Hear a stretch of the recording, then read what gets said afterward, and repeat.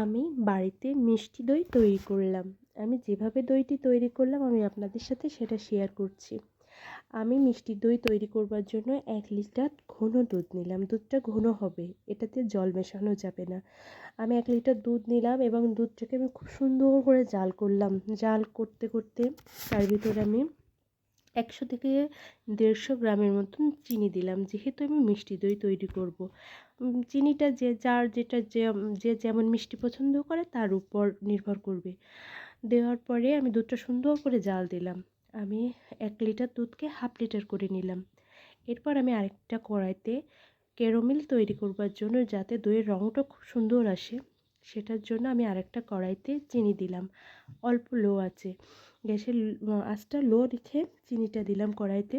দেওয়ার পরে চিনিটা গলতে শুরু করলে তার ভিতরে আমি একটা জল দিয়ে আস্তে আস্তে নাড়াচাড়া করতে করতে খুব সুন্দর একটা রং চলে আসলো। তখন আমি যে দুধটা জাল দিয়ে রেখেছিলাম সেই দুধটার থেকে কিছুটা দুধ নিয়ে ক্যারামেলটা তার ভিতর মিশিয়ে আমি সম্পূর্ণ দুধের মতোটা আস্তে আস্তে নাড়িয়ে মিশিয়ে নিলাম। ওদিকে আমি দই রেখেছিলাম, টক দই। টক দইটা অবশ্যই আপনি ফ্রিজের ব্যবহার করবেন না, তখন আপনার দইটা অত সুন্দর হবে না। আমি টক দইটা রেখেছিলাম, টক দইটার আমি জল ঝরিয়ে নিলাম। নেওয়ার পরে ওইটাকে আমি খুব সুন্দর করে ফেটিয়ে নিলাম।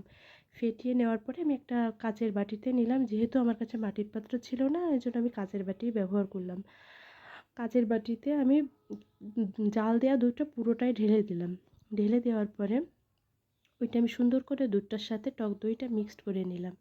নেওয়ার পরে আমি একটা আলাদা জায়গায় দইটা কাপড়ের ভিতর দইটা সারা রাত রেস্টে রাখলাম।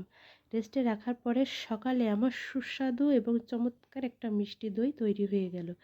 দইটা এত সুন্দর জমাট বেঁধেছিল, আমি প্রথম তৈরি করলাম। আমি অনেক অনেক খুশি হলাম এবং অনেক ভালো লাগলো আমার এটা তৈরি করে। আপনারাও চেষ্টা করবেন, অবশ্যই ভালো লাগবে।